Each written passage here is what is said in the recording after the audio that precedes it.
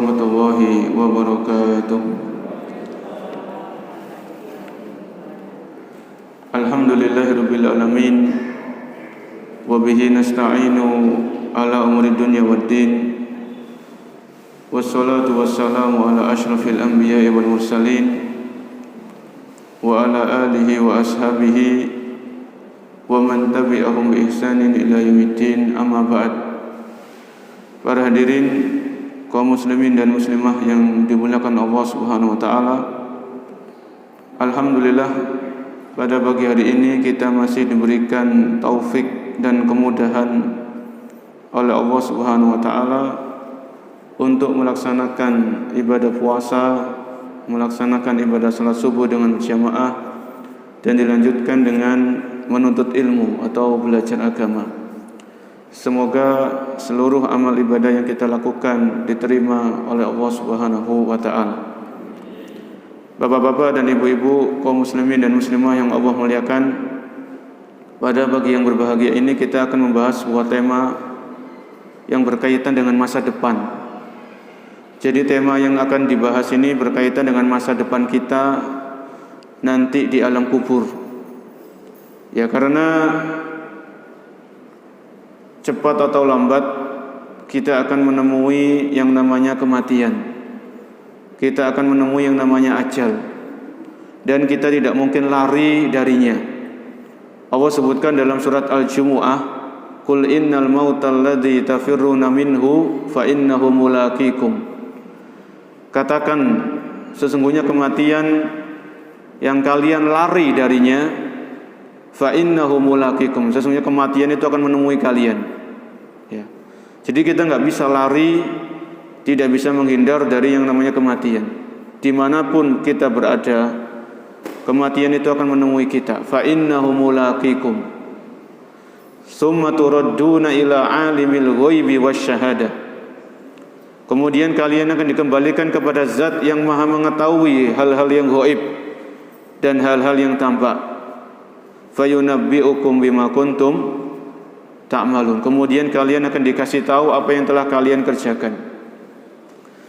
Maka tema yang dibahas adalah amalan-amalan yang pahalanya terus mengalir kepada seorang muslim atau muslimah walaupun yang bersangkutan sudah meninggal dunia, sudah berpindah ke alam kubur, dari alam dunia ke alam kubur. Dalam Al-Quran surat Yasin ayat ke-12, surat Yasin ayat ke-12, Allah Subhanahu wa taala berfirman, "Inna nahnu nuhyil mauta wa naktubu ma qaddamu wa atharahum wa kulla syai'in ahsaynahu fi imamin mubin." Yang artinya, inna nahnu nuhyil mauta, sesungguhnya kami, yaitu Allah Subhanahu wa taala, nuhyil mauta, akan menghidupkan orang-orang yang mati, wa naktubu ma qaddamu, dan kami catat apa yang telah mereka lakukan semasa hidupnya, wa atharahum, dan bekas-bekas yang mereka tinggalkan, wa kulla syai'in ahsaynahu fi imamin mubin, dan semuanya kami kumpulkan dalam kitab catatan amal yang nyata. Di dalam ayat ini Allah Subhanahu wa taala menjelaskan kepada kita bahwasanya Allah akan menghidupkan kembali orang-orang yang sudah mati. Allah akan menghidupkan kembali orang-orang yang sudah meninggal dunia. Ini adalah sebuah keimanan, sebuah akidah yang harus kita yakini dengan keyakinan yang kokoh. Jangan ada keraguan atau kebimbangan sedikit pun bahwasanya semua manusia yang telah meninggal akan dihidupkan lagi oleh Allah Subhanahu wa taala untuk mempertanggungjawabkan amal perbuatan mereka semasa di dunia. Terkadang kita mendengarkan ucapan sebagian orang ketika orang itu meninggal dunia, dia mengatakan, orang yang masih hidup ini mengatakan, bapak ini telah kembali ke tempat peristirahatannya yang terakhir. Maka ini tentunya bertentangan dengan ayat yang sedang kita bahas, yaitu surat Yasin ayat ke-12, bahwasanya Allah akan menghidupkan lagi orang-orang yang sudah mati. Sehingga alam kubur atau alam barzakh itu bukan tempat peristirahatan yang terakhir bagi orang yang beriman. Bagi orang yang beriman. Karena tempat peristirahatan yang terakhir bagi orang yang beriman itu adalah surga. Ya. Surga, ketika orang yang beriman bisa menginjakkan kakinya di surga dengan izin Allah Subhanahu wa taala, maka disitulah dia akan mendapatkan tempat peristirahatan yang terakhir, yang abadi, yang selama-lamanya. Banyak sekali ayat-ayat Al-Qur'an yang menjelaskan akan hal itu. Ya. Jadi alam kubur ini adalah alam yang berada di antara alam dunia dengan akhirat. Ini alam kubur. Dan seseorang di alam kubur itu wallahu alam berapa lama itu hanya Allah yang tahu. Karena seseorang di alam kubur, di alam barzakh itu sampai nanti terjadinya kiamat. Sampai Allah tegakkan kiamat itu baru seluruh orang yang di alam kubur dihidupkan kembali, dibangkitkan kembali oleh Allah Subhanahu wa taala. Dan itu sangat mudah bagi Allah. Ya. Jangan kita meragukan akan hal itu. Jadi kembali kepada ayat ini, Allah Subhanahu wa taala mengabarkan dalam ayat ke-12 dari surat Yasin bahwasanya Allah akan menghidupkan orang-orang yang sudah mati. Baik orang itu jasadnya dikubur, atau orang itu mati tenggelam seperti korban pesawat jatuh misalnya, atau orang itu mati dimakan binatang buas. Semua manusia yang meninggal, yang mati itu akan dihidupkan kembali oleh Allah Subhanahu wa taala di hari kiamat. Kemudian Allah sebutkan wa naktubu ma qaddamu, dan Allah Subhanahu wa taala mencatat apa yang telah dikerjakan oleh manusia. Yaitu di sini maksudnya Allah Subhanahu wa taala memerintahkan malaikat untuk mencatat apa yang telah dilakukan oleh manusia semasa hidupnya. Ya. Jadi apa yang kita lakukan, apa yang kita kerjakan, apa yang kita ucapkan, apa yang kita tulis, itu semuanya dicatat oleh siapa? Oleh malaikat. Ya. Disebutkan dalam Al-Qur'an, wa inna 'alaikum lahafidin. Sesungguhnya kalian ini ada malaikat-malaikat yang menjaga. Kiraman katibin, malaikat yang mulia. Katibin itu mencatat. Ya'lamuna ma taf'alun. Malaikat ini tahu apa yang kalian kerjakan. Ya. Jadi tidak ada yang meleset, tidak ada yang tertinggal. Semuanya akan lengkap di buku catatan amal kita yang akan diterima nanti di hari kiamat. Apa yang kita ucapkan, baik itu ucapan yang baik ataupun ucapan yang buruk, apa yang kita tulis, apa yang kita lakukan, kebaikan atau keburukan, itu semuanya akan kita dapatkan lengkap. Ya. Sebagaimana disebutkan dalam surat Al-Kahfi. Jadi kalau para jamaah itu rutin membaca surat Al-Kahfi di hari Jumat, itu diantara ayatnya malihadal kitab. Ketika dibagikan buku catatan amal, malihadal kitab, ini buku apa? La yughadiru saghiratan wala kabiratan illa ahsaha. Ketika dibuka, la yughadiru saghirah, di buku itu tidaklah meninggalkan sesuatu yang kecil. La yughadiru saghiratan aw wala kabiratan, atau sesuatu yang besar, illa ahsaha, kecuali ada di dalamnya. Ya, kita pernah sedekah 2.000, sedekah 5.000, itu ada. Kita baca tasbih, tahmid, tahlil, takbir, istighfar, itu ada. Ya. Kita pernah ngasih makan orang-orang miskin, itu ada. Satu bungkus nasi itu ada catatannya. Ya, la yughadiru saghirah, tidak meninggalkan sesuatu yang kecil. Kita ketemu sama orang, ucapan salam, itu ada nilai pahalanya. Ya. Kita ketemu sama sesama muslim, jabat tangan, itu ada pahalanya. Salaman, Sesuatu yang kecil menurut kita itu semuanya ada, dicatat oleh malaikat, wala kabirah, dan tidak ada sesuatu yang besar illa ahsaha, kecuali semuanya lengkap. Ya. Jadi kalau kita beramal soleh itu jangan khawatir, jangan bingung ya. Insya Allah semuanya itu akan ada balasannya, pasti ada balasannya. Kalau kebaikan balasannya kebaikan, kalau keburukan maka balasannya keburukan. Faman ya'mal mithqala dzarratin khairan yarah. Barang siapa yang melakukan kebaikan walaupun sedikit seberat biji sawi, itu dia akan melihat nanti balasannya. Wa man ya'mal mithqala dzarratin syarran yarah. Barang siapa yang berbuat keburukan seberat biji sawi, sekecil apapun, maka dia juga akan mendapatkan balasannya. Jadi marilah kita berhati-hati, marilah kita waspada. Jangan kita mengucapkan kecuali kebaikan, jangan kita nulis kecuali hal-hal yang baik, yang bisa mendatangkan ridhonya Allah dan bisa mendatangkan pahala dari Allah Subhanahu wa taala. Ya. Begitu pula perbuatan, aktivitas, kegiatan kita sehari-hari itu jangan sampai kegiatan-kegiatan atau aktivitas yang mendatangkan kemurkaan Allah Subhanahu wa taala. Karena semuanya tercatat lengkap di buku catatan amal kita masing-masing.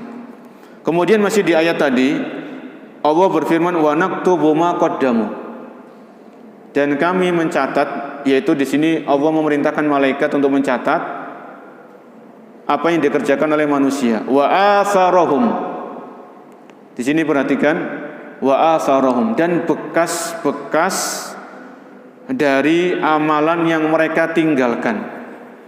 Wa atharahum, dan bekas-bekas amalan yang mereka tinggalkan. Maka dalam ayat ini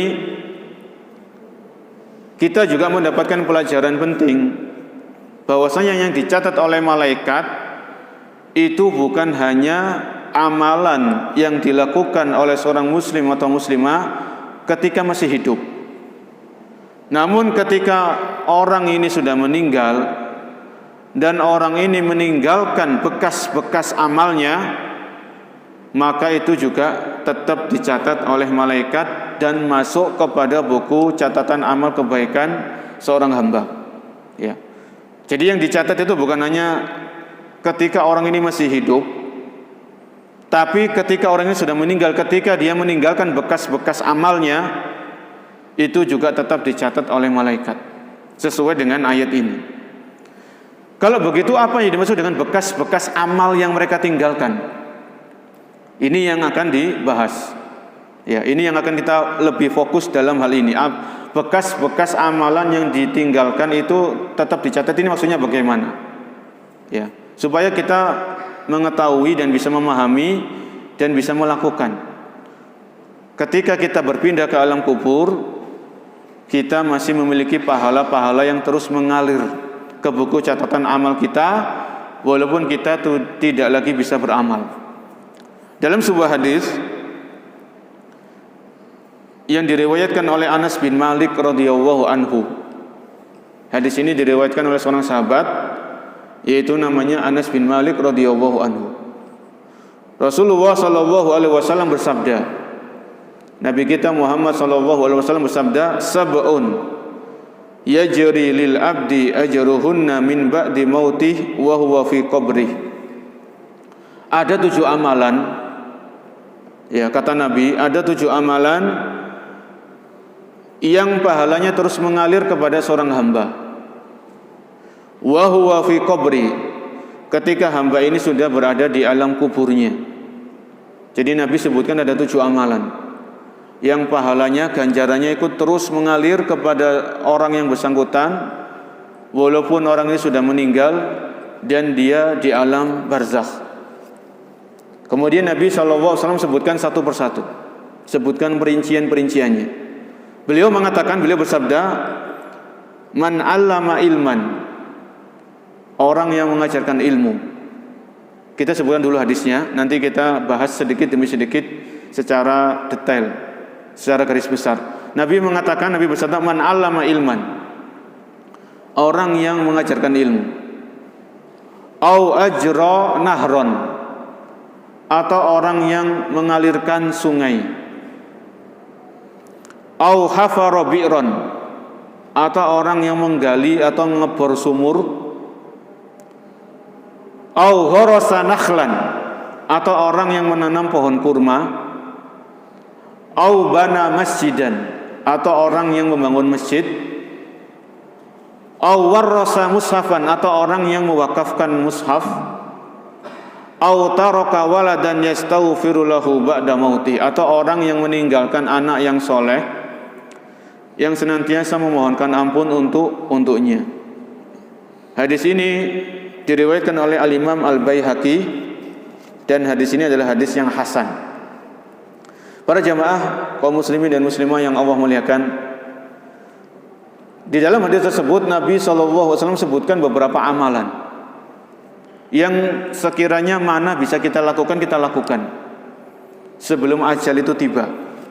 Yang pertama beliau sebutkan man 'allama ilman, yaitu orang yang mengajarkan ilmu. Orang yang mengajarkan ilmu di sini kalau kita dengar istilah ilmu di dalam Al-Qur'an atau istilah ilmu dalam hadis, ilmu yang dimaksud adalah ilmu agama. Ilmu yang dimaksud adalah ilmu agama. Sehingga orang yang mengajarkan ilmu, kemudian ilmunya ini diamalkan sama orang lain, dikerjakan, dipraktekkan, orang yang mengajar ini akan mendapatkan pahala yang terus mengalir dari Allah Subhanahu wa taala. Walaupun orang yang mengajarkan ini sudah meninggal dunia.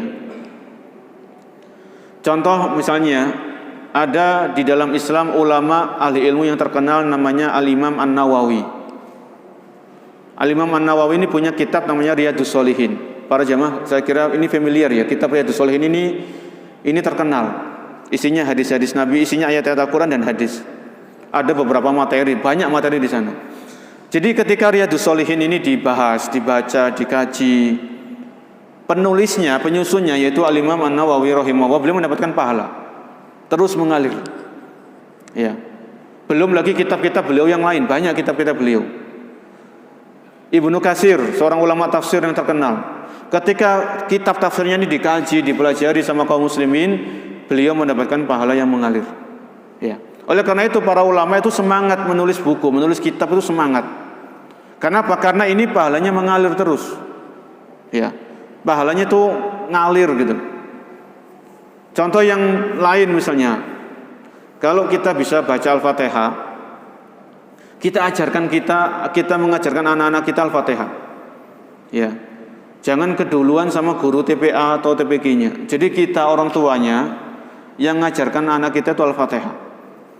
Kenapa? Karena Al-Fatihah ini pasti dibaca ketika sholat, kan begitu nggih?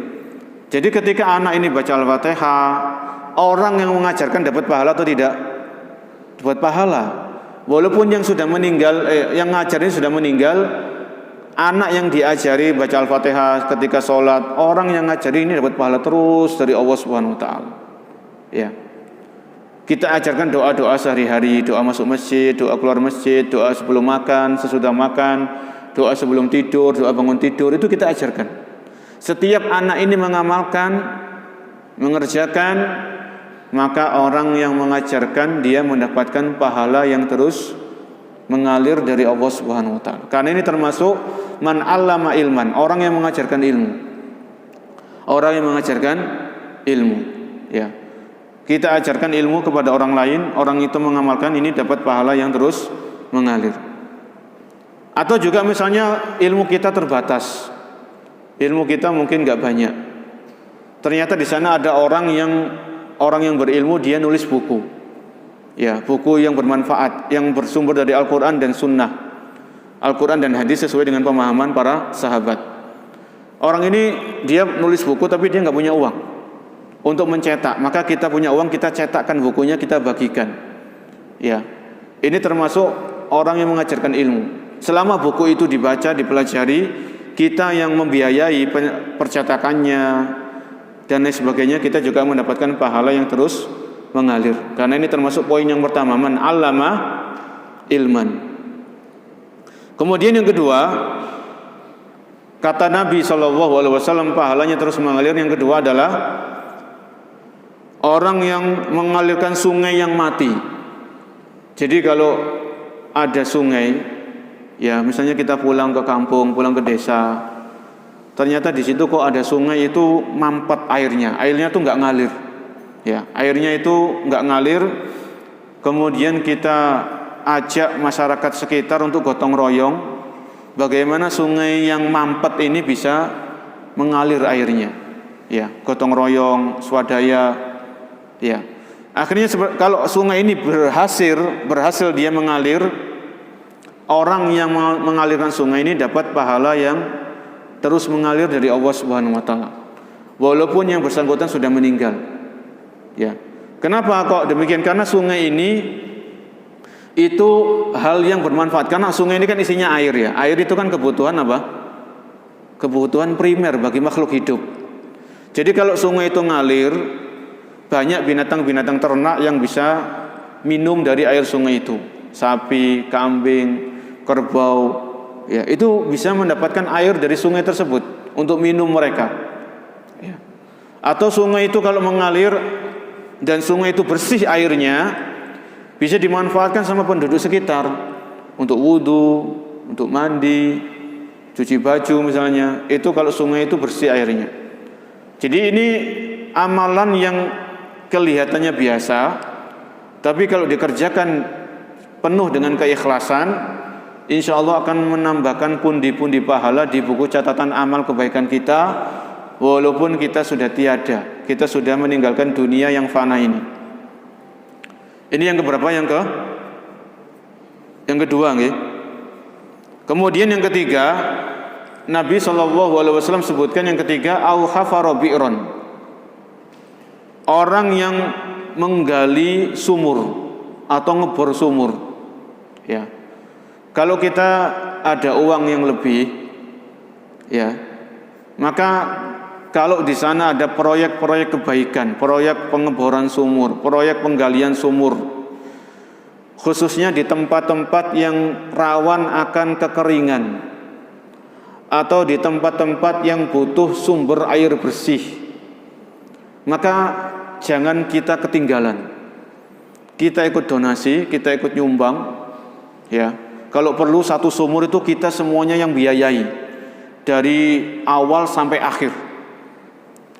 Kalau sumur ini berhasil keluar airnya jernih, bersih, maka sumur ini kan isinya air, dan air itu sebagaimana yang kita sebutkan tadi adalah kebutuhan primer bagi makhluk hidup. Ini sumur para jemaah. Dan tidak bisa kita ingkari ya, di sana di daerah di Indonesia sendiri itu masih ada tempat-tempat yang butuh sumber air bersih. Orang-orang di sekitar situ kalau mau cari air bersih mereka harus jalan kaki sekian kilometer misalnya. Ini kan kasihan mereka. Seandainya mereka diberikan sumber air bersih, digalikan sumur, ya, sampai airnya itu muncul, kemudian banyak penduduk di situ memanfaatkan airnya untuk masak, ya, untuk kehidupan sehari-hari, ini luar biasa pahalanya. Pahalanya sangat-sangat besar ya. Pernah suatu saat Nabi SAW menyebutkan ada seseorang itu kehausan. Ini Nabi, ini dalam hadis ya disebutkan ada orang itu kehausan. Orang ini butuh minum tapi dia nggak punya minuman. Mau beli nggak ada yang jualan. Mau minta tolong nggak ada orang yang bisa nolong. Akhirnya orang ini jalan kaki, dia ketemu sama sumur. Karena orang ini sudah kehausan ya, rasa haus itu sudah mencekik lehernya. Kalau saya nggak minum saya mati. Akhirnya orang ini turun ke sumur, kemudian dia minum dari air sumur tersebut, diminum untuk menghilangkan dahaga, untuk nyambung umur, nyambung hidup. Setelah keluar dari sumur, dia merangkak manjat ke atas. Ternyata di dekat sumur itu ada seekor anjing yang kehausan. Anjing yang kehausan, dan laki-laki tersebut berkata dalam hatinya, jangan-jangan anjing ini sedang kehausan seperti yang aku alami tadi. Dan orang ini berkeinginan untuk memberikan minum kepada anjing tersebut. Akhirnya orang ini turun lagi ke sumur kedua kalinya. Sampai di bawah, ternyata di situ nggak ada timba, nggak ada ember, nggak ada kresek, nggak ada botol, nggak ada apa-apa, cuman air tok. Dan orang ini sudah punya niat untuk memberikan minum anjing yang kehausan tadi. Akhirnya dicopot sepatunya, salah satunya dicopot, dibuat nyeduk air, kemudian itu digigit sama giginya sambil dia manjat ke atas, dan dia berikan minum tadi kepada anjing tersebut yang kehausan. Kemudian Nabi SAW sebutkan dalam hadis tersebut, fasyakarallahu lahu faghafara lahu. Allah berterima kasih kepada laki-laki tersebut. Allah Maha tahu kebaikan seseorang itu, Allah Maha tahu. Faghafara lahu, kemudian Allah mengampuni dosa laki-laki tersebut. Ya, ini bayangkan, memberikan minum kepada seekor anjing yang kehausan, dilandasi dengan ketulusan, keikhlasan, itu bisa menyebabkan orang diampuni dosanya oleh Allah Subhanahu wa taala. Lantas bagaimana kalau ada orang gali sumur, ngebor sumur dengan uangnya, kemudian dengan sumur itu banyak manusia memanfaatkan. Manusia lebih mulia daripada hewan, kan begitu. Itu pahalanya jauh-jauh lebih besar, ya. Jadi ini yang ketiga, kalau kita ingin amalan-amalan yang pahalanya terus mengalir, yang ketiga adalah menggali atau mengebor sumur dengan uang kita. Kita cari orang, kita cari tempat yang butuh sumber air, kita biayai sampai keluar airnya, dimanfaatkan banyak orang. Itu luar biasa para jemaah. Kalau di situ banyak masyarakat muslim, air itu bisa digunakan untuk wudu. Wudu itu untuk syaratnya sholat, ya, bisa digunakan mandi besar, mandi Jumat dan lain sebagainya. Ini pahalanya sangat-sangat besar, ya, yang tidak boleh kita sia-siakan kalau ada kesempatan dalam itu, ya. Ini yang keberapa tadi? Yang ketiga. Kemudian Nabi SAW sebutkan dalam hadis tadi, au gharasa nakhlan, yang keempat, di antara amalan yang pahalanya akan terus mengalir, yaitu orang yang menanam pohon kurma. Menanam pohon kurma. Kalau di Indonesia, pohon kurma itu mungkin nggak bisa tumbuh subur seperti di Madinah atau di Saudi Arabia. Maka dalam hal ini Nabi SAW sebutkan kurma itu sebagai contoh. Ya, kenapa kok pohon kurma? Karena pohon kurma ini pohon yang sangat spesial, melebihi pohon-pohon yang ada di muka bumi ini. Buah kurma itu memiliki buah keistimewaan yang tidak dimiliki oleh buah-buah yang lain. Ya, makanya Nabi SAW sebutkan tentang pohon kurma. Jadi kalau kita punya tanah, punya kebun gitu ya, kita alhamdulillah kecukupan, anak istri kecukupan, orang tua kecukupan, keluarga-keluarga dekat, family kecukupan. Akhirnya tanah ini nganggur. Wis, daripada saya tanah ini nganggur, saya tanami pohon. Pohon yang bisa tumbuh, mau pohon mangga, pohon rambutan, pohon jambu, pokoknya pohon yang bisa tumbuh. Kemudian kita tanam, kita rawat, kita sirami, kita kasih pupuk sampai pohon itu tumbuh berbuah. Kemudian kita wakafkan. Siapapun yang mau ngambil buahnya silakan, tanpa perlu izin. Ini pahalanya terus mengalir para jemaah. Pahalanya terus mengalir. Ya. Terkadang orang itu misalnya pengendara motor, dia cuacanya panas, dia kegerahan, dia istirahat berteduh di bawah pohon yang kita tanam di situ. Kita yang menanamnya, kita yang merawat, kita yang nyirami. Kita dapat pahala dari Allah Subhanahu wa taala. Ada burung yang mencelok ya di pohon tersebut, dia makan buah dari hasil pohon yang kita tanam. Burung itu, burung ini kan makhluknya Allah Subhanahu wa taala, makhluk hidup. Kita dapat pahala. Satu burung yang makan dari pohon yang hasil tanaman kita dapat pahala. Bayangkan satu hari berapa ekor burung yang mencelok di situ, yang hinggap di situ, makan di situ misalnya. Atau ada orang yang mungkin fakir miskin, dia butuh, maka dia bisa ngambil buahnya. Itu luar biasa. Ya. Jadi ini yang keempat diantaranya menanam pohon, menanam tanaman yang bisa berbuah, yang manfaatnya bisa dirasakan oleh banyak orang. Ini jangan kita eman-eman. Kita ini nggak lama di dunia ini. Kita cuman sebentar dan sementara, dan kita akan kembali kepada Allah Subhanahu wa taala. Maka ini yang keempat. Kalau ada kesempatan maka lakukan. Tanam pohon yang kira-kira bisa berbuah, bisa subur.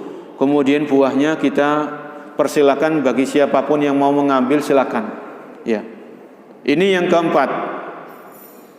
Kemudian Nabi SAW sebutkan yang kelima para jemaah.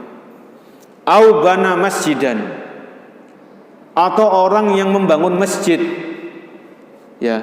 Maka di antara amalan yang pahalanya akan terus mengalir kepada seorang muslim atau muslimah adalah ketika orang ini semasa hidupnya dia bangun masjid. Bangun masjid ini bisa mulai dari nol, ya, dia punya tanah, nganggur, kemudian ternyata di situ orang-orang itu kalau masjidnya kok kejauhan, maka tanah itu dibangunkan masjid. Ya, bangunkan masjid, mulai dari nol sampai jadi biayanya dari kita, atau kita buka donasi. Setiap orang yang sholat di situ, ibadah di situ dari masjid yang kita bangun, baca Al-Quran di situ, iktikaf di situ, ya anak-anak TPA ngaji di situ, kita dapat pahalanya terus mengalir, walaupun kita sudah meninggal dunia. Ya, ini sesuai dengan kemampuan masing-masing. Karena ada orang yang Allah kasih harta itu melimpah, dia bisa sumbang itu dengan jumlah yang besar. Tapi ada orang-orang tertentu dia nggak bisa banyak menyumbangnya. Mungkin sekian ratus ribu, sekian puluh ribu, satu sak semen, dua sak semen, pasir, kerikil atau semisalnya. Itu yang dia mampu. Yang penting dia ikhlas dan Allah Maha tahu niat yang ada dalam hati kita. Ya.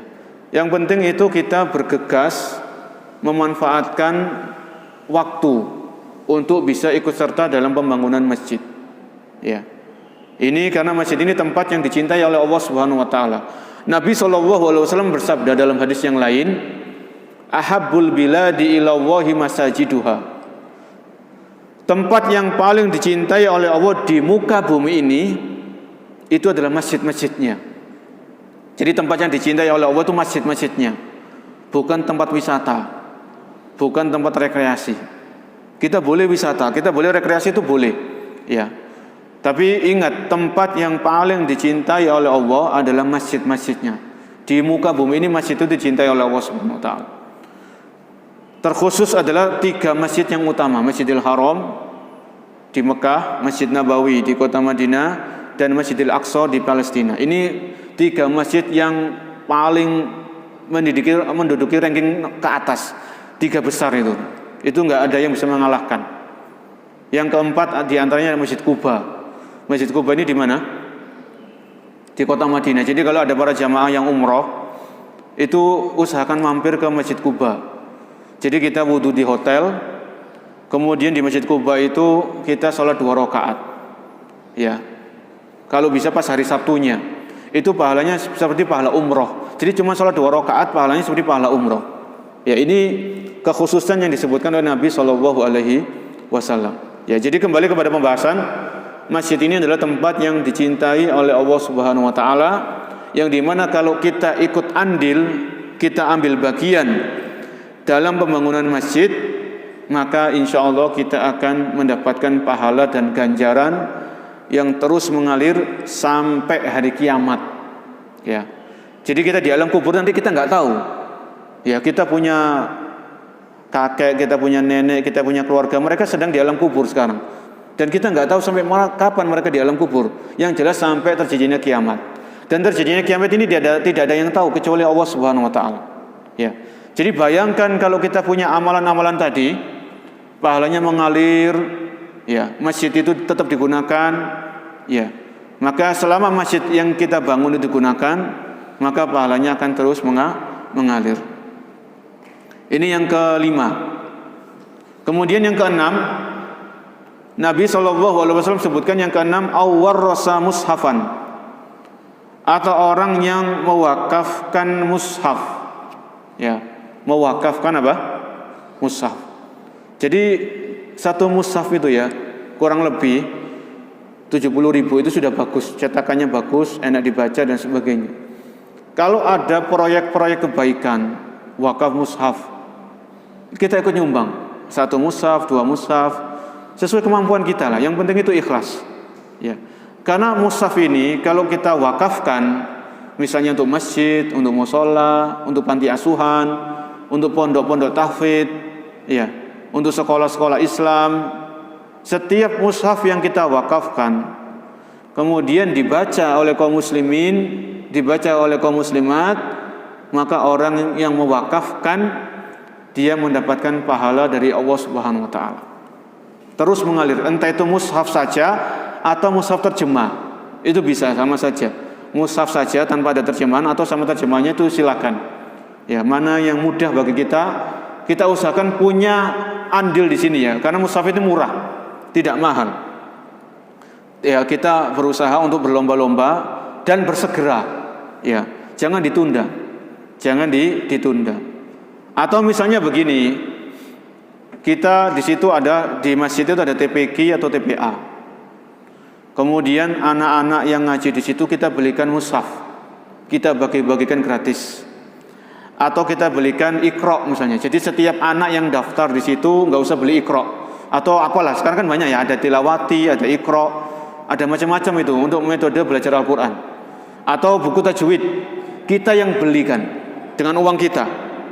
Kita bagi-bagikan kepada para pelajar TPA, TPQ di situ gratis. Ya, insya Allah ini selama mereka belajar dengan Al-Qur'an yang kita wakafkan atau mereka belajar dari buku Iqra yang kita belikan, mudah-mudahan ini juga bisa mendatangkan pahala yang terus mengalir dari Allah Subhanahu wa taala. Ya. Kita punya cucu, punya anak, punya keponakan. Belikan mereka mushaf. Mushaf yang baru. Kalau perlu ajak mereka ke toko mushaf, toko buku yang di situ dijual mushaf Al-Qur'an. Ya, kamu silakan milih mana yang kamu suka. Anak-anak itu kalau suruh milih itu senang. Oh, saya suka sini, saya suka ini, suruh milih. Keponakan kita diajak, suruh milih. Akhirnya mereka milih, kemudian kita bayar dengan uang kita dan kita motivasi mereka untuk baca Al-Qur'an, kita dapat pahala dari Allah Subhanahu wa taala.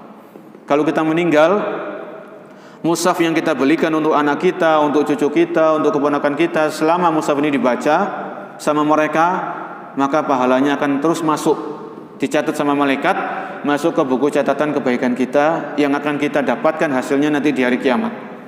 Ya, ini mewakafkan mushaf. Kemudian yang ketujuh, Nabi SAW sebutkan yang ketujuh adalah au taraka waladan yastaghfiru lahu ba'da mautih.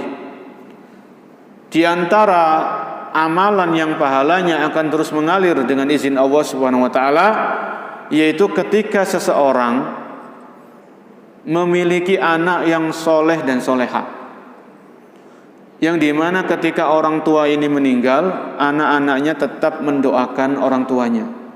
Ya, au taraka waladan, ya, atau dia meninggalkan anak yang senantiasa memohonkan ampun untuknya setelah dia meninggal dunia. Maka di poin yang ketujuh ini terdapat faedah yang penting, yaitu bagaimana caranya kita bisa memiliki anak yang soleh dan soleha. Itu harus kita usahakan mati-matian.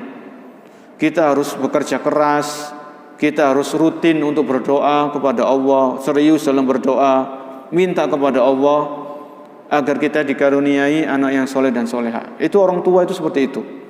Ya. Jadi orang tua itu tidak cukup hanya membiayai sekolah, membiayai anak itu di pondok pesantren, tapi orang tua itu lebih dari itu adalah rutin mendoakan anak-anaknya. Ya, ketika bangun sholat tahajud, selesai sholat tahajud, doakan anak-anaknya. Rabbana hablana min azwajina wa dzurriyyatina qurrata a'yun waj'alna lil muttaqina imama. Ini doa yang Allah contohkan dalam Al-Qur'an. Ini doa untuk kebaikan anak-anak kita. Contoh yang lain, Rabbi habli minas solihin. Ya Allah, jadikanlah anak cucuku termasuk orang-orang yang soleh. Ya. Contoh yang lain adalah doanya Nabi Ibrahim alaihissalam, Rabbi ja'alni muqimas sholati wa min dzurriyyati. Ya Allah, jadikanlah aku dan anak cucuku termasuk orang-orang yang menjaga sholat. Orang kalau sholat itu kan pasti berdoa kan. Habis sholat dia berdoa. Maka kalau ini anak soleh soleha itu mendoakan orang tuanya, itu sebuah kepastian. Ya. Anak di antara ciri-ciri, di antara sifat anak soleh dan soleha itu pasti mendoakan orang tuanya. Nggak akan lupa. Ya, walaupun orang tuanya sudah meninggal 2 tahun yang lalu, 3 tahun yang lalu, sekian tahun yang lalu, puluhan tahun yang lalu, orang tuanya tetap didoakan. Ya.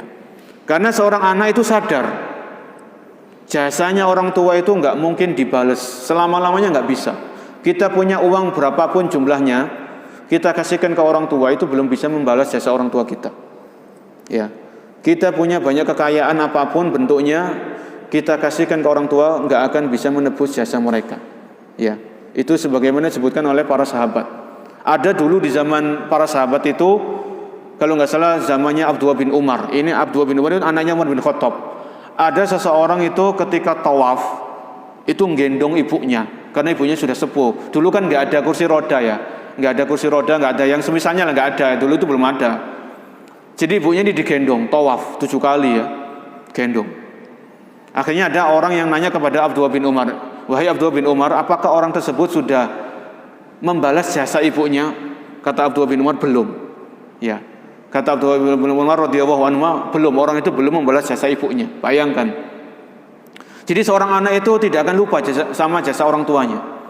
Pengorbanannya, bagaimana orang tua itu, kalau seorang ibu itu bagaimana mengandung, melahirkan, menyusui, membesarkan, seorang ayah bagaimana dia mencari nafkah, ya. Maka anak itu akan mendoakan orang tuanya, tulus. Ya, ini adalah pahala yang terus mengalir. Bahkan Nabi SAW bersabda dalam hadis yang lain, wa inna rajulan la turfa'u darajatuhu fil jannah bistighfari waladihi. Ada seseorang yang di surga nanti diberikan derajat yang tinggi. Jadi di surga itu bertingkat-tingkat, sebagaimana neraka itu bertingkat-tingkat. Neraka yang paling bawah itu untuk orang-orang munafik. Orang munafik itu orang yang menampakkan Islam tapi dalam hatinya itu benci sama Islam, benci sama syariat Islam. Itu orang munafik. Ya. Jadi secara dohir dia sholat, dia puasa, tapi secara batin dia benci sama Islam, benci sama orang Islam, benci sama syariat-syariat Islam. Ini orang-orang munafik. Orang-orang munafik ini nanti balasannya disebutkan dalam surah An-Nisa, itu di dasar neraka, neraka yang paling bawah itu. Itu balasan bagi mereka. Sebagaimana neraka bertingkat-tingkat, maka surga ini bertingkat-tingkat. Maka di surga itu ada seseorang itu mendapatkan derajat yang tinggi. Maka orang ini bertanya, ya Allah, bagaimana aku bisa mendapatkan derajat yang tinggi seperti ini? Karena orang ini sadar ketika di dunia itu amalannya itu enggak banyak. Amalannya itu ya biasa-biasa saja. Yang wajib ya dikerjakan, yang haram ditinggalkan, yang sunnah mungkin jarang, kadang dikerjakan, kadang tidak. Ya. Jadi orang ini sadar, amalan saya di dunia itu biasa-biasa saja, tapi kok di surga saya dapat tingkat yang seperti ini.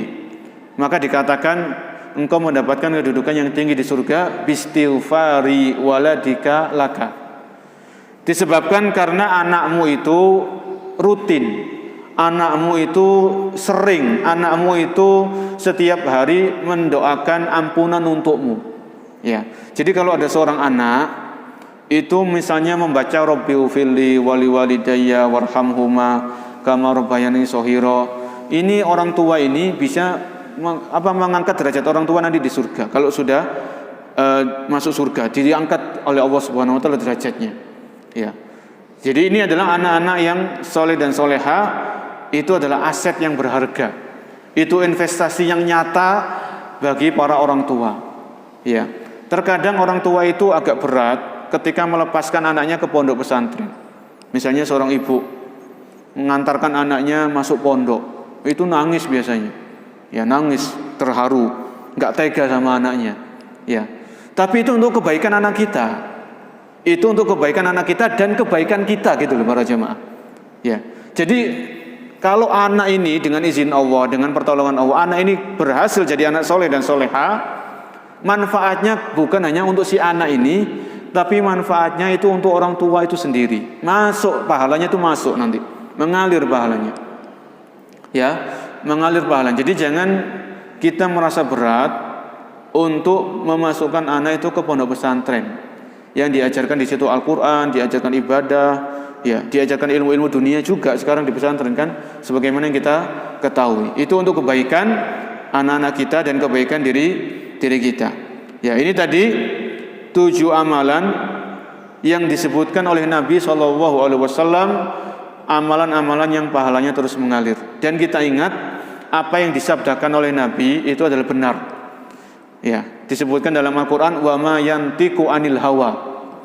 Dan tidaklah Nabi itu berkata-kata berdasarkan hawa nafsu.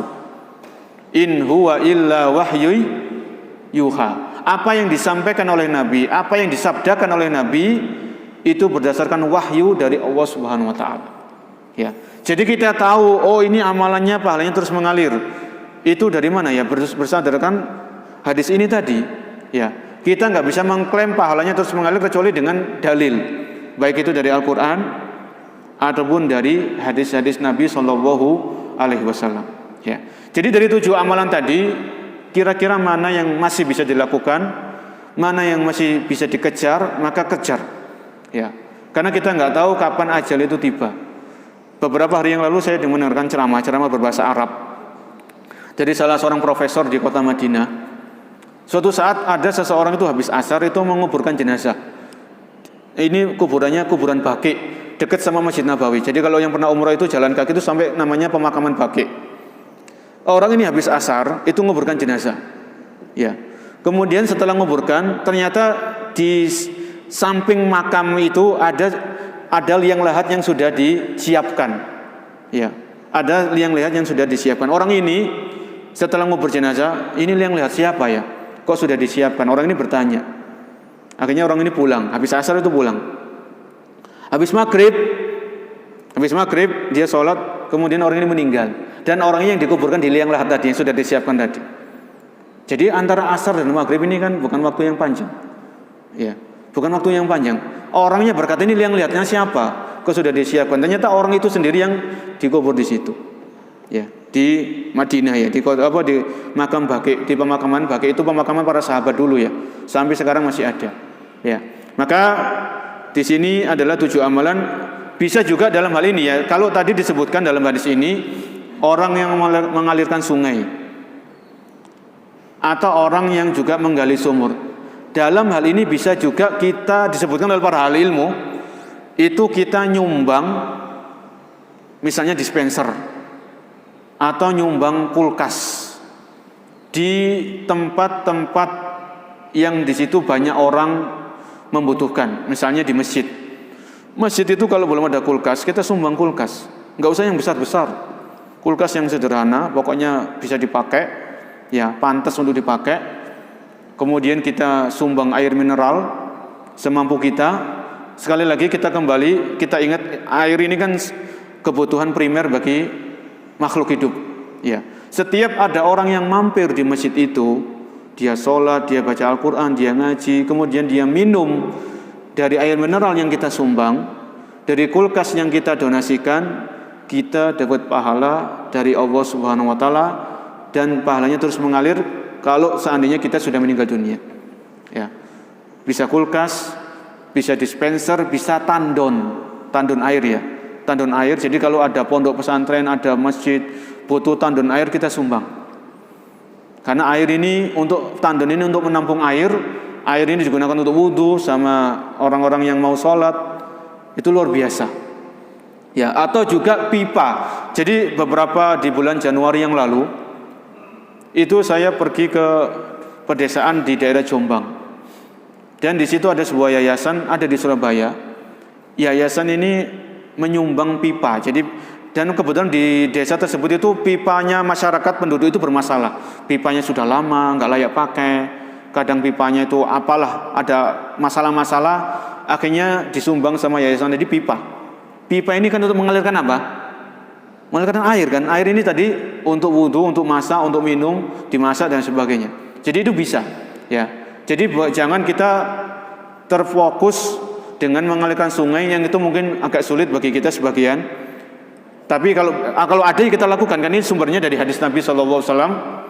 Atau misalnya ngebor sumur, kalau kita belum temu, kita bisa berlomba-lomba untuk menyumbang dispenser atau kulkas atau tandon atau yang semisalnya, ya.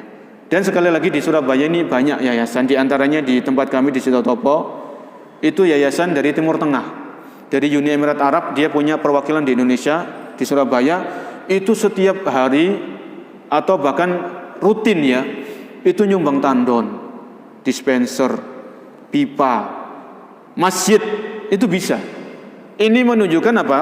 Bahwasanya saudara-saudara kita di Indonesia atau di belahan bumi yang lain itu mereka berlomba-lomba. Berlomba-lomba untuk apa? Berlomba-lomba untuk melakukan amalan-amalan yang kira-kira yang pahalanya terus mengalir sebagaimana disebutkan oleh Nabi SAW.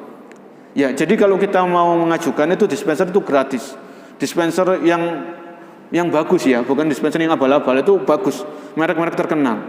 Ya, Tandon juga merek-merek yang ternama. Ya. Jadi kalau mereka itu nyumbang, saudara-saudara kita di antara mereka ya, itu mereka nyumbangnya itu bukan asal-asal nyumbang, tapi yang bermutu, yang berkualitas, yang paling bagus kualitasnya. Kalau perlu seperti itu, supaya awet barang itu. Kalau barang itu awet terus digunakan, itu kan palingnya terus mengalir. Seperti itu. Ya, masjid dibangunkan. Pokoknya kita punya tanahnya nganggur, ada sertifikatnya, jelas sertifikatnya, surat hak miliknya jelas.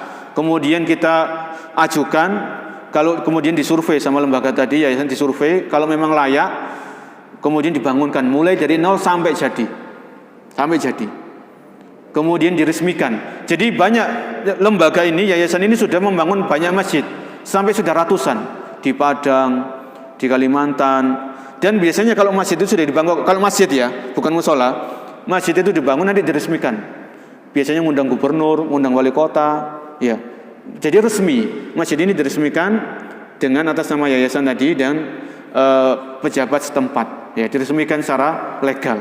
Dan itu dokumentasikan untuk disampaikan kepada para donatur yang ada di Uni Emirat Arab sana. Ini mungkin para jamaah yang bisa kita bahas pada kesempatan yang baik kali ini, kesempatan yang berbahagia. Mudah-mudahan satu atau dua dari amalan-amalan yang pahalanya mengalir itu bisa kita kerjakan. Kalau bisa ya semuanya, tujuh-tujuhnya, yaitu alhamdulillah. Yang penting itu kita ada kemauan, ya, ada kemauan, ada tekad, ada keinginan. Kalau kemudian kita jaga keikhlasan, ya, karena keikhlasan ini adalah syarat untuk bisa mendapatkan pahala yang terus mengalir, ya. Wallahu alam. Jadi ini yang kita bahas adalah surat Yasin ayat 12. Nanti bisa dicek lagi surat Yasin ayat 12, bahwasanya yang dicatat oleh Allah itu bukan hanya amal yang kita lakukan semasa hidup kita, tapi bekas-bekas amalan yang kita tinggalkan itu juga dicatat oleh malaikat. Ya. Wallahu alam bisawab. Kurang lebihnya saya mohon maaf sebesar-besarnya. Kita akhiri kajian kita. Subhanakallah wa bihamdika, asyhadu an la ilaha illa anta, astaghfiruka wa atubu ilaik. Assalamualaikum warahmatullahi wabarakatuh.